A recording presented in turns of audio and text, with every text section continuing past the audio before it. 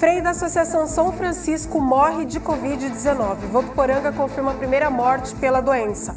Terceira fase da vacinação contra a gripe começa hoje em Rio Preto. Já são 308 casos da Covid confirmados em São José do Rio Preto. 85 profissionais de saúde já foram contaminados aqui na cidade. Jovem de 22 anos é assassinado brutalmente na zona norte de São José do Rio Preto. Hoje, uma segunda-feira, dia 11 de maio, ano de 2020. Outono do Brasil, o nosso programa RP Notícias já está no ar.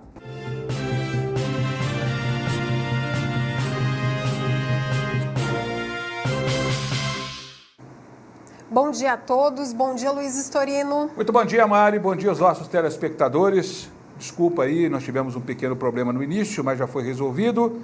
Lembrando que nosso programa é transmitido através do canal 7 da NET. Você que é assinante em toda a cidade, são mais de 200 mil assinantes que nós temos aí. E também através da internet, através do Facebook.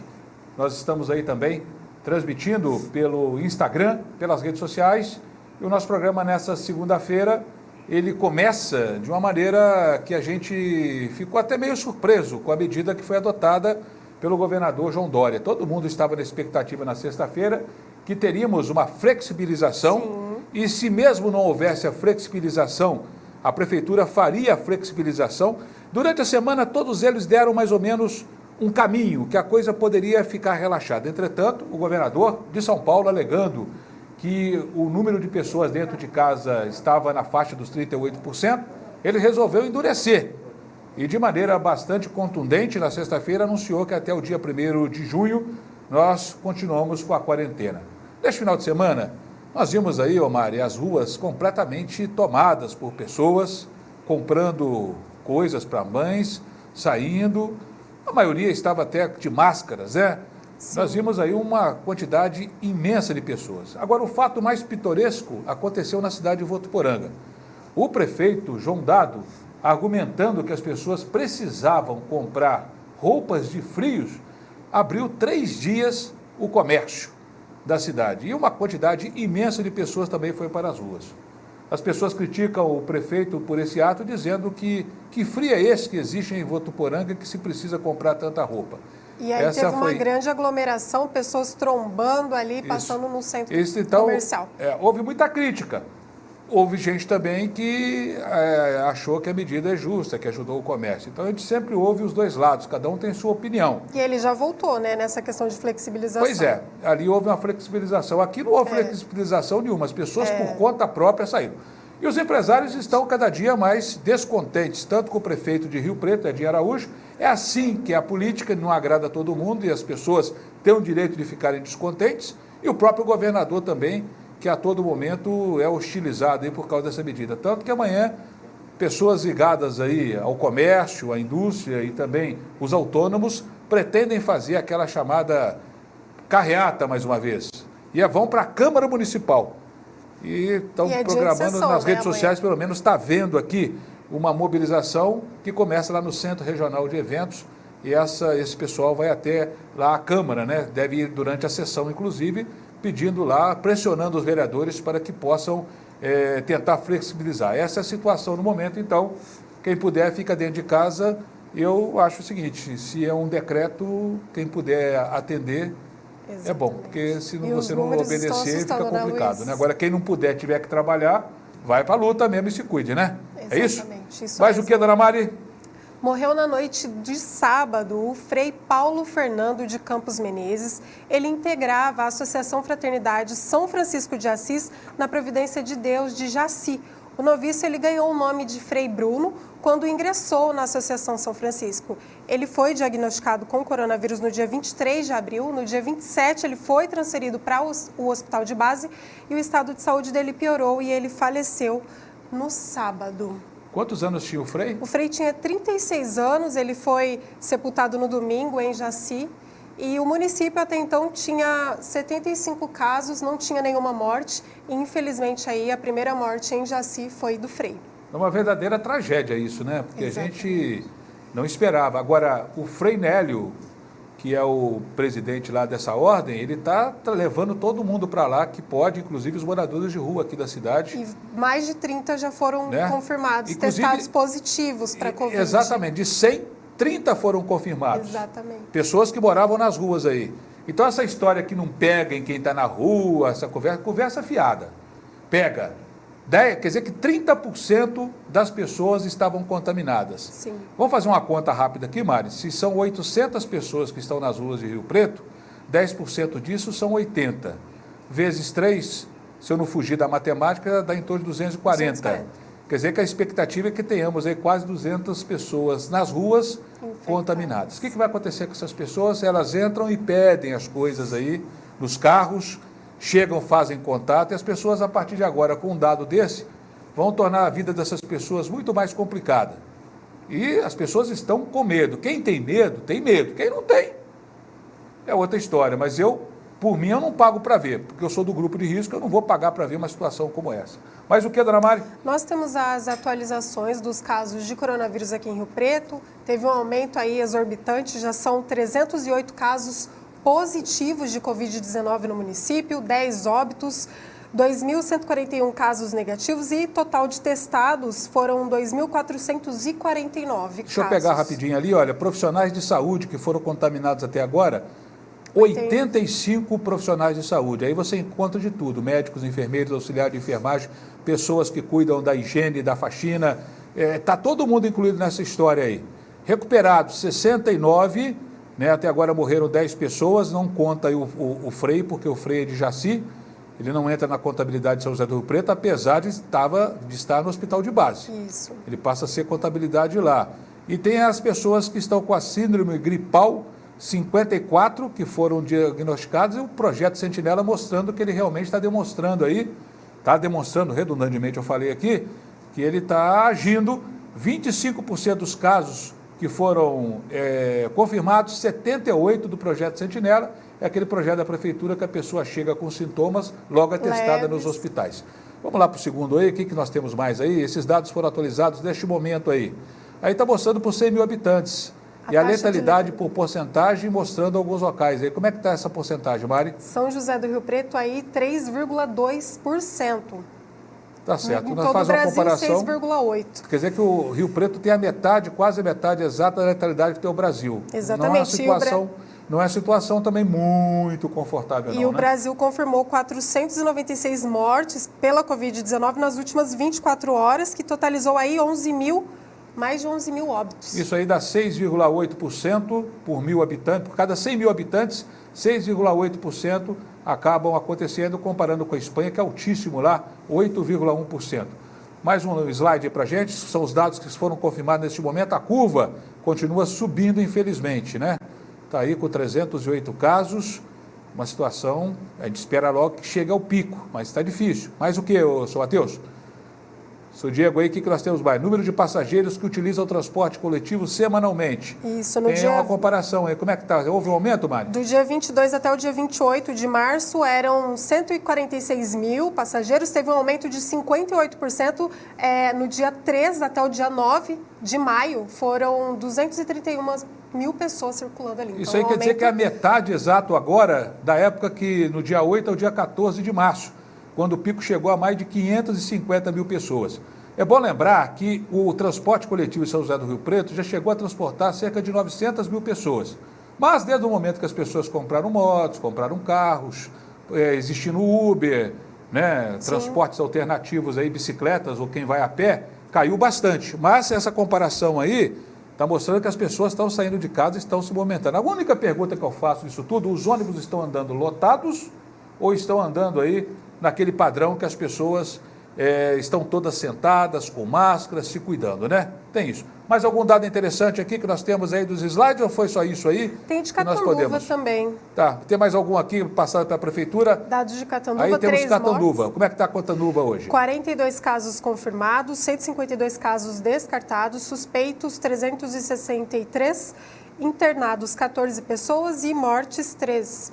23 pessoas curadas. Você falava a respeito de Votuporanga agora há pouco também, a situação lá começou a complicar na cidade de Votuporanga, né, Maria? Votuporanga teve a primeira morte aí registrada, eram 23 casos confirmados e a primeira morte foi registrada no sábado. Uma senhora de 85 anos, ela tinha comorbidades. Bom, nós vamos aqui rever o que o governador João Dória, ele falou na sexta-feira, quando ele decretou que a quarentena passa a vigorar até o dia 1º de junho. Segundo ele, se as medidas não forem adotadas do jeito que ele quer, hoje eu li uma matéria dizendo que ele fecha tudo e coloca a polícia na rua.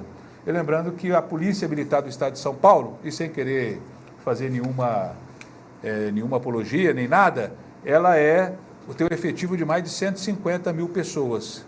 Isso quer dizer o quê? É o efetivo do Exército Brasileiro. Ele tem um verdadeiro exército na mão se ele resolver fechar o estado de São Paulo. Vamos ver o que vai acontecer. O governador do estado. Teremos que prorrogar a quarentena até o dia 31 de maio. Queremos sim, em breve, juntos, poder anunciar a retomada gradual da economia, como, aliás, está previsto no Plano São Paulo. A experiência de outros países, e nós temos utilizado essas experiências aqui, mostra claramente o colapso do sistema de saúde. Quando isto acontece, paralisa tudo. Paralisa a indústria, o comércio, os transportes, serviços, a educação, tudo. O colapso da saúde aumenta o medo, a insegurança e também o número de mortes. Tudo isso traz profunda tristeza. O Brasil hoje é um país triste. O prefeito Edinho Araújo seguiu aí a determinação do governador.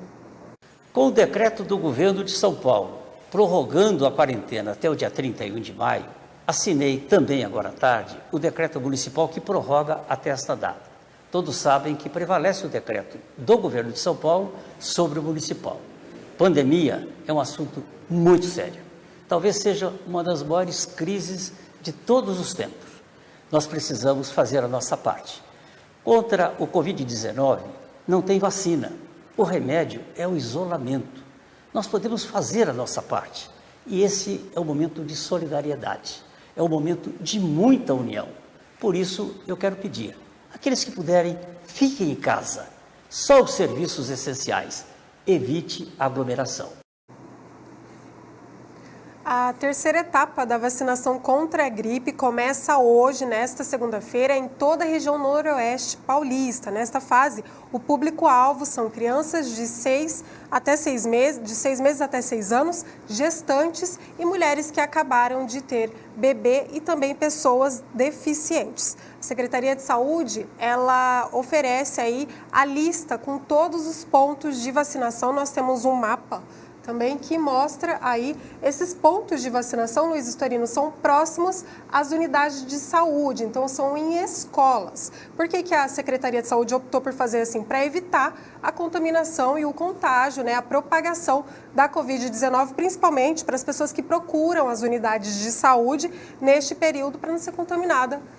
E foi um trabalho muito bem vírus. feito. Quando eu fui vacinar aí entre os idosos, no início aí, muito bem organizado pela Secretaria de Saúde. O pessoal trabalhou bem, filas que foram bem organizadas, filas que foram bem organizadas e tudo mais, né? Então a coisa andou de uma maneira bastante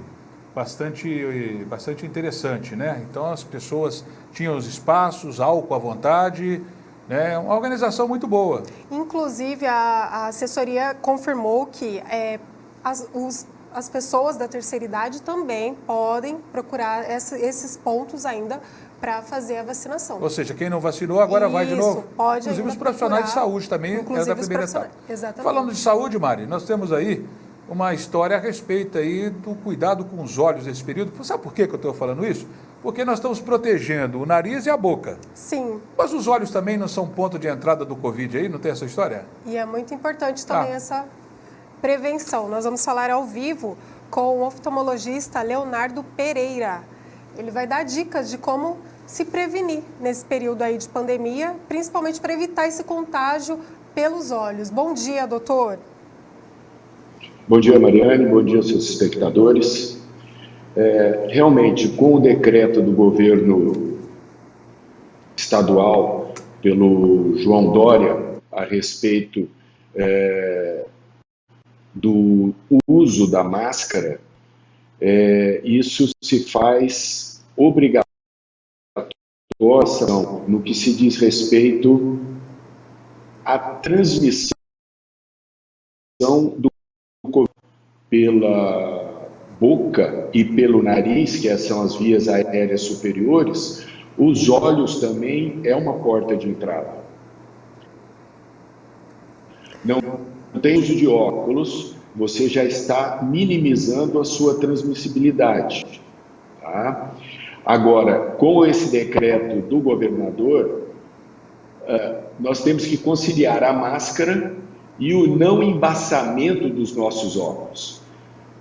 E nós temos algumas dicas, que seria o uso da máscara na base do nariz e, juntamente com o peso do próprio óculos, apoiar a máscara para diminuir esse embaçamento. A segunda dica é máscaras que tenham a haste de metal onde você pode fazer a moldagem do seu nariz. Com isso, a sua respiração não irá embaçar tanto os óculos. E uma terceira situação que podemos usar é o uso de um sabonete em barra seco, passando na face anterior dos óculos, e em seguida, com o uso de papel delicado, né, papel descartável, lencinho de papel que a gente tanto usa, fazer essa limpeza. É claro que aí você vai realizar pelo menos umas 3 a 4 vezes ao dia.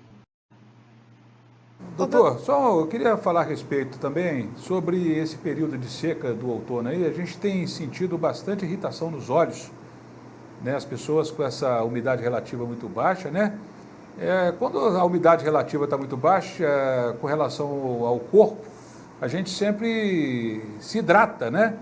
Com relação aos olhos, como é que a gente pode minimizar essa situação de irritação nos olhos aí, com essa poeira que fica levantada, esse tempo seco aí? Você tem percebido essas irritações que estão acontecendo? Aí as pessoas têm que colocar a mão nos olhos a todo momento, porque coça, fica uma coisa meio esquisita, né? Sem dúvida nenhuma. Essa é uma época do outono e inverno, onde a umidade do ar cai muito. Ainda bem que nós estamos um pouquinho longe do centro-oeste. Você imagina Brasília como é, né? Mas Rio Preto, por suas características, nós temos realmente também um tempo muito seco. E aí nós temos o quê? A ajuda de lubrificantes. São coisas que a gente pode usar diariamente, 3, 4, 5 vezes ao dia, para que a gente mantenha os olhos bem hidratados. E com isso, a gente tenha menos sintomatologia das coceiras, dos pruridos, né, dos olhos secos. E aí a gente também vai evitar de cães nos olhos. Lembrando que os olhos também é uma porta de entrada para o Covid-19. Então, do Rio Preto também, pelo seu calor intenso,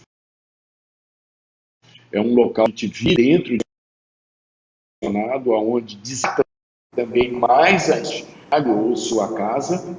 E ainda sugiro que, nesse período agora, usarmos os vaporizadores que a gente coloca dentro dos quartos para que o ar fique mais umedecido. Ajuda. Muito bem, a internet aí está dando um pico aí. Nós agradecemos aí a presença. Já deu para explicar mais ou menos, doutor Leonardo Pereira. Eu agradeço o senhor, doutor Leonardo, aí pela nossa participação, pela sua participação conosco aqui. Já deu esclarecimentos aí da saúde dos olhos, né? Exato. Obrigado pela participação, foi um prazer falar com o senhor. Vamos tocando a nossa vida aqui, dona Mariana. O que nós temos mais aí? Neste fim de semana, um casal de Sissim com máscaras e cerimônia, né, transmitida pela internet. O administrador Rafael Gonçalves Abdala e a advogada Débora Yamamoto estavam com data do casamento marcada desde setembro do ano passado, mas tiveram que cancelar o jantar aí de comemoração, porém, eles oficializaram a união transmitida pela web para os parentes que não puderam comparecer por causa do isolamento social. Então aí é um ajuste, né? Cada pessoa está tendo para poder Lua de mel também com máscara, dona Mariane? Então, complicado, né? Não sei. Situação. Depende da criatividade, né? Mas Exatamente. eu acho que o pessoal foi casar aí, quer dizer, não teve motivo para o cara fugir. Não vou casar não, né? A noiva apertando aquela coisa toda, como sempre acontece. Ele Sem desculpas. foi lá com máscara, álcool gel e sim. É isso sim. aí. Nós temos previsão do tempo hoje aí, ou sou Matheus aí? Pois é, tá aí, temperatura está baixa ainda, né? 22 graus neste momento. Qual que é a umidade relativa do ar? 49% e velocidade do vento 23. A mínima aí na madrugada vai ser de 15. Tô vendo um aqui, pouquinho mais quente do que semana passada, né? Pois é, hoje segunda-feira, amanhã terça-feira, parece que temos nuvens já chegando aqui na região. Quarta-feira o tempo fica nublado, existe previsão. Não quer dizer que vai, depois fala assim, mas vocês falaram que vai chover e não choveu. Eu não sou do INPE, estou falando que está aí, olha.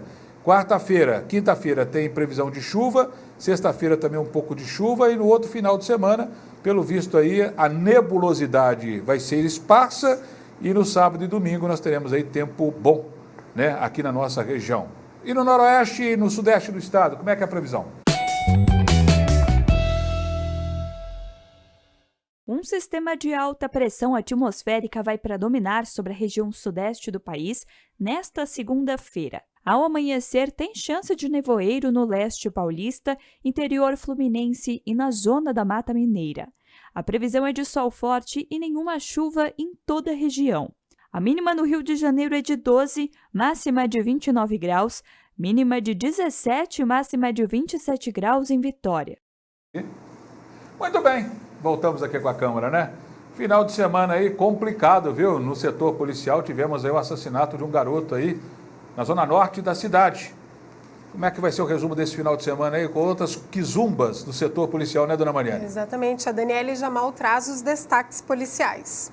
Bom dia, Storino. Bom dia, Mariane. Bom dia a todos os telespectadores. Tivemos um final de semana violento em Rio Preto e também com ocorrências importantes na região. Um jovem de 22 anos foi assassinado a tiros no bairro Nova Esperança. Os autores seriam motociclistas não identificados até o momento. A polícia não sabe ainda quais são as causas desta execução. Em José Bonifácio, tivemos um jovem de 23 anos que estava acompanhado por outros 3 rapazes e caiu de um bote. Ele se afogou. Até o momento, o Corpo de Bombeiros realiza buscas, mas ele ainda não foi localizado. Segundo o Corpo de Bombeiros, ele estava sem colete salva-vidas. Em São José do Rio Preto, uma comerciante de 35 anos foi assaltada quando saía de uma agência na Avenida Nossa Senhora da Paz. Segundo ela contou à Polícia Militar, 2 motociclistas, o garupa armado com uma faca, exigiram dinheiro. Ela não tinha, porque havia ido até a agência para poder fazer um depósito e não um saque. E o motoqueiro acabou esfaqueando-a e fugiu, para rumo ignorado. Até o momento, a polícia não sabe quem são os autores deste assalto. Também tivemos neste final de semana um morador de rua de Mirassol que morreu queimado. A polícia suspeita de que ele tenha morrido ao tentar fazer a própria comida e com isso tenha ocorrido uma explosão. Ele foi encontrado dentro do prédio da antiga Santa Casa de Mirassol, que se encontra desativado. Tivemos ainda em São José do Rio Preto um acidente envolvendo uma moto, um caminhão e um Ford Fiesta. O acidente aconteceu na Washington Luiz ontem à noite. Segundo a Polícia Militar Rodoviária, a vítima trabalhava para uma cooperativa de motoboys e bateu na traseira do caminhão. O caminhoneiro disse à polícia que não viu a vítima e só percebeu que havia acontecido um acidente quando ele notou pelo retrovisor que o Ford Fiesta estava com um pisca-alerta ligado e parou para ver o que tinha acontecido, quando então percebeu o corpo do motociclista na pista. O Ford Fiesta bateu também na moto, mas segundo o seu condutor, ele não atingiu o motociclista, apenas a motocicleta. As causas desse acidente estão sendo investigadas pela polícia. Um bom dia a todos e voltamos amanhã com outras informações. Essa é a Daniele Jamal, nossa repórter de polícia, que informa 100%, né? Sim. Você e ela são os porta-vozes do apocalipse, né? Está trazendo notícias bravas aí, né? Muito caso grave. Faz parte, né, Mariane? É. Bom, a gente estava falando de saúde agora há pouco aí com o nosso prezado oftalmologista, doutor Leonardo Pereira. E nós temos o doutor Cláudio, que é o nosso consultor, nosso médico aí. Ele é um médico geriatra, cuida das pessoas com mais de 60, né? Ele vai falar para a gente aí de alguns cuidados que as pessoas com mais de 60 anos, da terceira idade, têm que ter nesse momento com relação aos medicamentos e também a prevenção do Covid. Ele traz algumas novidades de tratamento e você vai gostar das dicas do Dr. Cláudio, que é um verdadeiro especialista. Ele me deu uma vitamina uma vez que você virou uma coisa de louco, viu? Dá uma disposição, né? Mas isso aí só com receita médica, né? Vamos lá, Dr. Cláudio, quais as dicas de hoje? Nas últimas notícias sobre o Covid-19, nós temos até uma brasileira que é notícia hoje nos Estados Unidos, do sírio-libanês, que fez um trabalho belíssimo mostrando o tratamento com anticoagulantes e a questão do fenômeno trombótico como uma das possíveis grandes complicações do Covid que tem levado a mortes em todo o mundo. Então, a dica que fica aqui importante, uma delas, e posso passar outras rapidinho, é aquelas pessoas diabéticas, hipertensas, que têm colesterol elevado, que seus médicos prescreveram medicamentos para afinar o sangue, diminuir a agregação plaquetária, tipo ácido acetil salicílico AS, clopidogrel, medicamentos outros mais modernos. Algumas vezes os pacientes chegam no consultório, na experiência como geriatra, a gente observa, e param de tomar esses medicamentos. Nesse período agora, é importante você rever seus medicamentos, principalmente os idosos, grupos de riscos, porque aumentou a circulação das pessoas e fica mais fácil. A gente tem assistido e recebido notícia toda hora de jovens que pegaram o Covid, estão bem, estão superando, mas esses jovens podem levar para os idosos o vírus. Então, a circulação aumentou em todo o país, a movimentação aumentou e os grupos de riscos ficam cada dia mais vulneráveis. Então, a dica fica, aqueles que têm indicação de usar esses medicamentos, não parem. Aqueles que não usam, se estão fazendo suas consultas, perguntem a seus médicos e até para os profissionais de saúde, um alerta nesse sentido. O outro alerta, Missy, a dica que fica é o seguinte: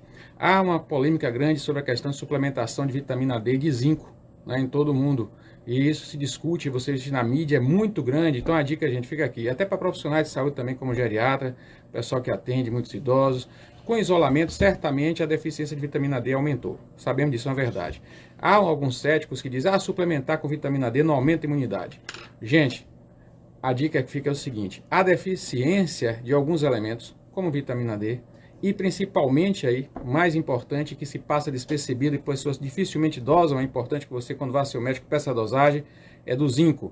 A deficiência de alguns elementos está comprovadamente relacionada à diminuição da imunidade. Então, uma suplementação, o médico pode fazer, média de 15 miligramas de zinco, até 2.000 unidades dia de vitamina D, com orientação do médico. Dificilmente vai passar dos níveis adequados a minha experiência de 20 anos de consultório e vai evitar a deficiência. Mas isso deve ter que ser feito com acompanhamento e fica a dica que se você está indo aos seus médicos para verificar isso, ver o nível de zinco, o nível de vitamina D, porque a deficiência pode comprometer a imunidade, sim, para qualquer processo infeccioso, não somente a questão do Covid-19. Então, e a última dica que é importante: humor. Com a reclusão, o isolamento, né?